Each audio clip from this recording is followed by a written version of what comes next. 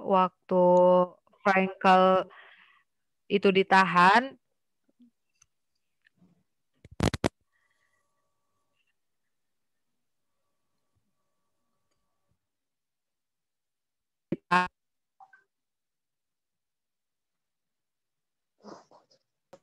penelitiannya karena Frankel itu seorang psikiatri yang sangat setia dengan pekerjaannya. Jadi kayak walaupun apapun yang terjadi dalam dirinya, dia itu tuh bisa tetap melakukan apa yang harus dikerjakan sebagai seorang psikiater.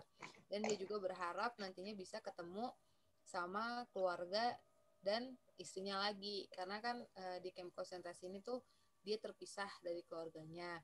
Tapi sangat disayangkan waktu dia harus mau masuk ke camp konsentrasi ini tuh semua tawanan termasuk dia tuh barang bawaan dan apa yang dipakainya itu tuh diseragamkan, mulai dari pakaiannya, barang bawaannya, bahkan semua orang itu digunduli.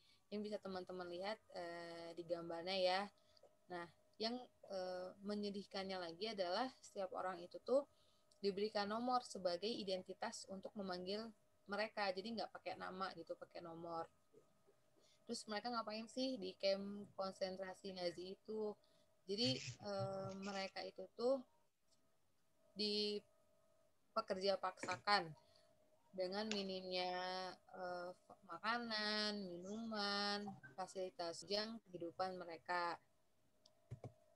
Nah, bahkan setiap harinya itu mereka kayak nunggu kapan sih mereka mati, karena saking udah biasanya para tawanan itu tuh melihat orang-orang sekitarnya itu tuh mati gitu. Jadi kayak setiap tawanan tuh kayak berpikir kayaknya aku besok mati deh, kayaknya aku besok mati deh. Yang paling menyedihkan itu ketika para tawanan tuh sakit. Jadi kalau mereka sakit, tapi mereka tuh dimasukin ke ruangan yang teman-teman bisa lihat fotonya, ke ruangan yang berisi gas beracun. Jadi orang-orang sakit, orang-orang yang udah nggak berdaya untuk bekerja, dimasukin ke ruangan itu. Dan mirisnya setelah mereka mati, dengan proses yang panjang, karena kan kalau dengan gas beracun, orang-orang tuh kan nggak langsung mati kan. Nah, mereka itu di dinding-dinding gas beracun ini tuh penuh dengan cakaran-cakaran orang-orang yang dimasukkan ke dalam ruangan ini, karena saking merasakan kesakitan berada di kamar yang berisikan gas beracun. Nah, mayat-mayatnya setelah itu tuh langsung dibakar, langsung dikremasikan. Dan hal ini tuh udah terjadi sejak awal para tahanan tuh disiapkan untuk masuk ke camp konsentrasi Nazi itu. Jadi dari awal tuh para tawanan udah dikumpulkan, dibariskan gitu. Jadi kayak diseleksi, mereka jalan ke arah kanan atau ke arah kiri. Nah, untuk orang-orang yang masih kuat, yang siap bekerja, itu tuh ke arah kanan jalannya, di mana mereka dapat kesempatan hidup walaupun sebagai seorang yang dipekerja paksakan. Makanya waktu itu Frankel tuh menguatkan dirinya supaya terlihat sehat, agar dia tuh dapat hidup gitu walaupun menjadi seorang tawanan. Karena kalau misalnya pergi ke jalur yang kiri, mereka akan dimasukkan ke ruangan yang berisikan gas beracun ini dan langsung mati gitu. Jadi orang-orang di sana tuh kalau pas tawanan yang dikumpulkan itu kayak mereka pada pergi kemana sih, yang ke arah kiri. Terus kayak salah seorang dari mereka tuh ngejawab, mereka tuh udah menjadi debu di langit sana, karena kan mereka langsung dikremasikan, terus kayak debunya langsung terbang gitu aja ke udara. Nah, Frankel ini tuh penasaran, kenapa sih orang-orang tuh masih bisa bertahan untuk hidup gitu? Apa sih motivasi mereka? Padahal mereka itu tertekan secara mental dan fisik gitu. Ini bisa teman-teman lihat tempat tidur di camp penampungan Nazinya kayak gimana, terus keadaan pakaiannya, terus keadaan si camp konsentrasi itu sendiri yang benar-benar kayak untuk kabur aja tuh nggak bisa gitu. Nah, awalnya tuh si Frankel melihat kayak para tawanan camp konsentrasi Nazi ini tuh kaget gitu dengan keadaan di dalam sini gitu. Kayak kurang makanan, biasa diperlakukan dengan kasar, selamat gitu. Jadi sampai orang-orang tuh di sana kalau ada mayat, mereka menemukan mayat, si mayat itu tuh punya kayak misalnya punya roti mayat itu, punya baju yang lebih tebal daripada orang yang masih hidup tuh, apa namanya, si mayat itu tuh dijarah, diambil gitu barang-barangnya untuk orang-orang yang dari pengalaman si Frankel di kamp konsentrasi, dia menemukan sebuah teori yang itu logoterapi. Jadi logo itu berasal dari bahasa Yunani logos yang artinya makna. Jadi logoterapi ini tuh memang terapi yang berfokus pada pencarian sebuah makna. Jadi perjuangan untuk menemukan makna hidup yang merupakan motivasi utama pada seseorang untuk bergerak dari hari ke harinya untuk tetap hidup. Jadi menurut Frankl ini adanya korelasi yang jelas antara makna dan tingkat kesejahteraan yang sangat penting untuk menemukan tujuan dalam upaya hidup apapun itu. Dalam teori ini, Frankl dalam teori ini tuh ada sebuah istilah yaitu self-transcendence of human existence.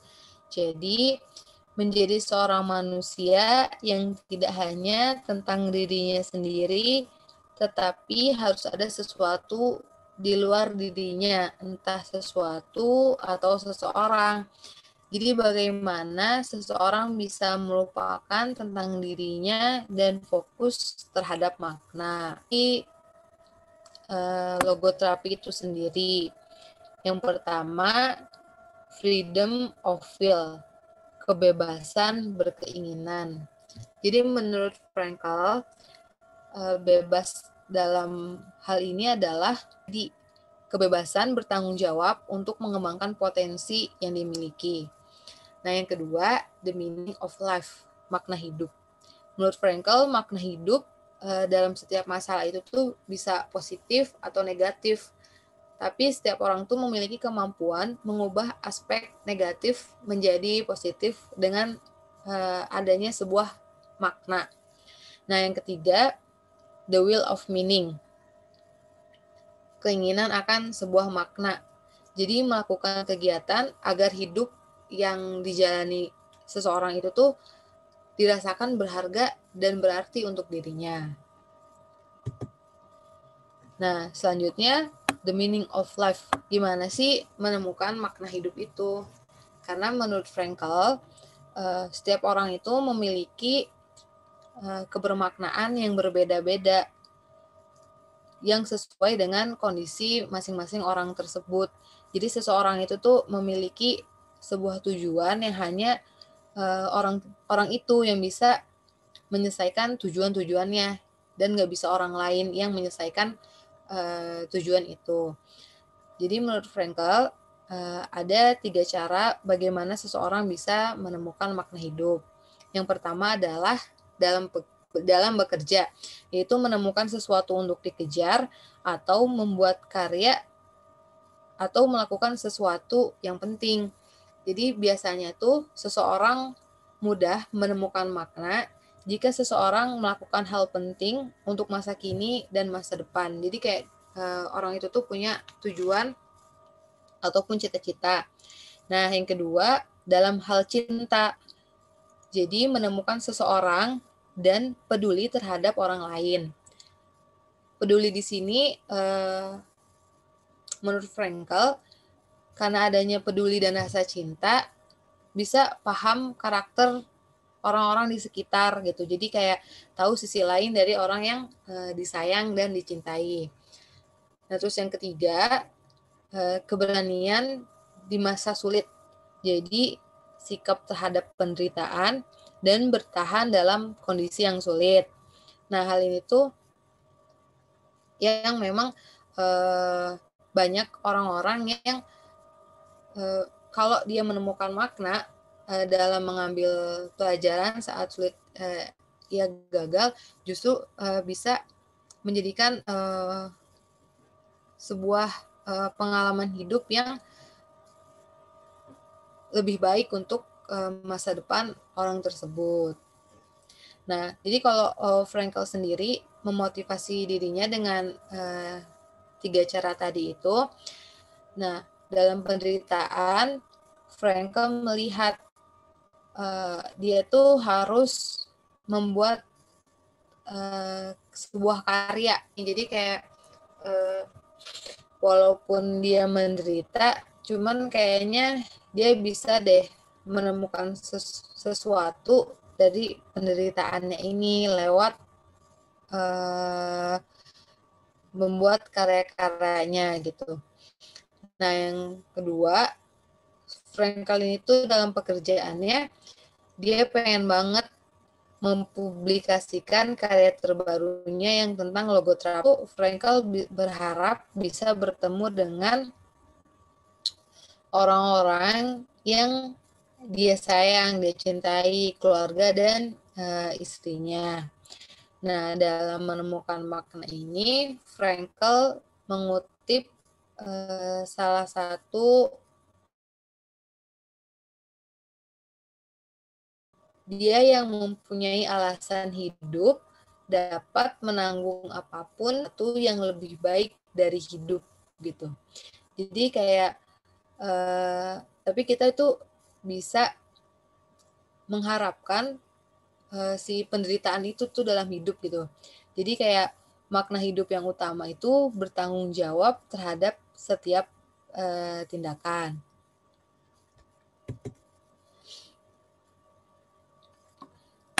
Lalu di bukunya Viktor Frankl juga dibahas tentang kebahagiaan dan kesuksesan yang tidak dapat dikejar. Yang keduanya ini akan terjadi sebagai efek dari pengabdian pada sesuatu di luar dirinya sendiri, yang cukup lakukan apa yang diperintahkan oleh hati nurani untuk melakukannya sebaik mungkin. Jadi menurut Frankl, makna hidup sejati itu tuh ditemukan dari tanggung jawab terhadap dirinya, yang hidup adalah proses dalam pencarian makna untuk apa hidup ke dunia ini dan makna apa yang dapat dilakukan atau diberikan ke orang-orang sekitar.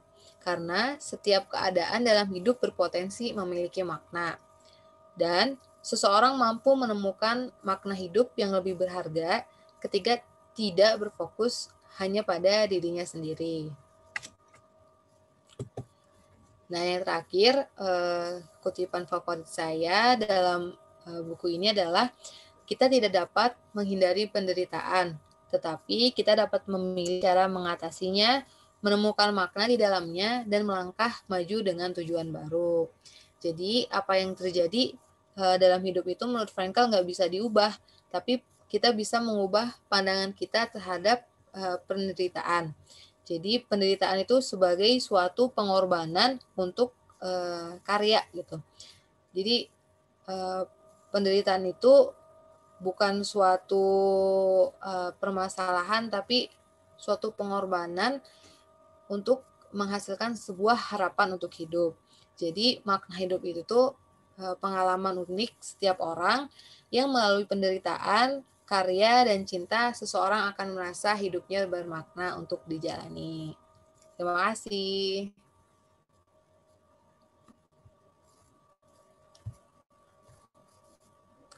Mungkin saya kembali.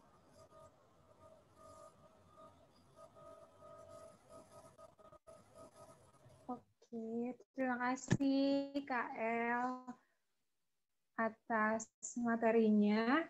Tadi membahas bukunya dari Viktor Frankl ya, yang judulnya Man's Searching for Meaning. Jadi yang mengajarkan kita juga tentang, nah terus, sambil nunggu teman-teman juga, yang silakan kalau misalnya ada pertanyaan nih ke KL tentang materi yang sudah dibagikan, sudah dipresentasikan, boleh banget tinggal raise hand aja.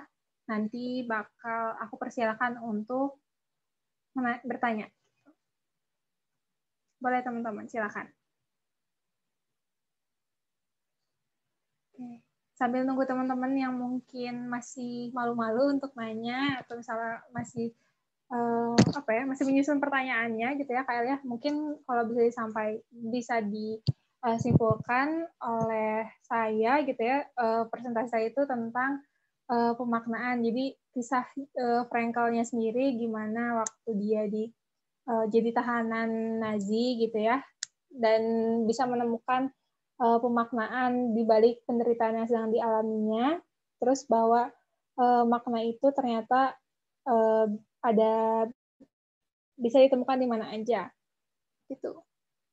Terus tadi makna itu bisa ditemukan dengan menemukan satu untuk dikejar dan menemukan seseorang dan sikap terhadap penderitaan gitu. Oke, sebentar. Oke, ini ada pertanyaan dari Inggit. Halo Kak Elfreda, senang banget buku ini bisa dibahas.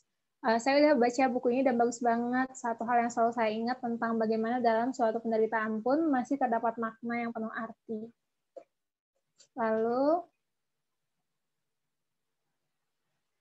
mau sharing ya, bagaimana cara kita bisa lebih menerima sebuah ujian atau penderitaan? Apa perlu ada sistematik persepsi pikiran atau bagaimana? Boleh Kak El, silakan. Oke, kalau pengalaman aku sendiri gitu ya, memang perlu adanya sebuah latihan gitu terkait persepsi dan pikiran kita terkait penderitaan itu sendiri gitu.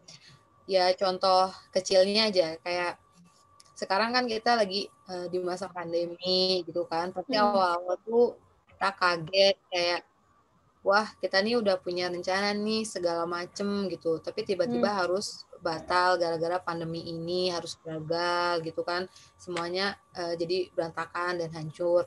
Nah, kalau pengalaman aku sendiri memang di awal-awal kayak aku kaget, kok bisa sih sampai pandemi sekejam ini gitu, memberikan penderitaan sama aku gitu, padahal kayak aku udah punya mimpi dan cita-cita yang udah aku rancang sebelumnya. Tapi kalau udah kesini gitu kayak ngapain juga gitu ya,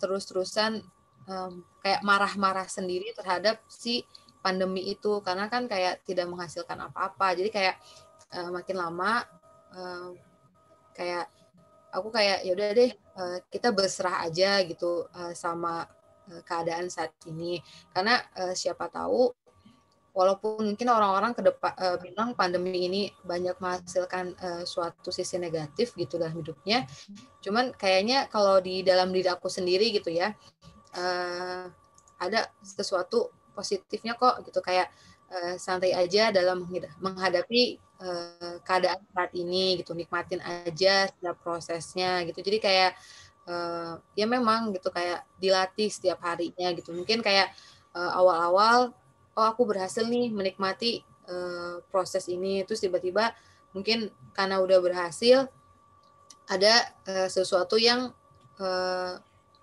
penderitaan gitu, penderitaan tambahan gitu setelah kita berhasil lewat ujian yang pertama gitu. Jadi kayak di situ kan kayak oke, kita harus ngelatih diri lagi nih gitu, ngelatih diri lagi gimana supaya memang setiap penderitaan itu tuh kita bisa menemukan maknanya gitu. Oke, jadi mungkin bisa juga dengan melihat dari persepsi yang lain ya Kak ya, nggak hanya melihat penderitaan itu dari sisi negatifnya aja barangkali gitu ya Kak ya, kalau bisa disimpulkan.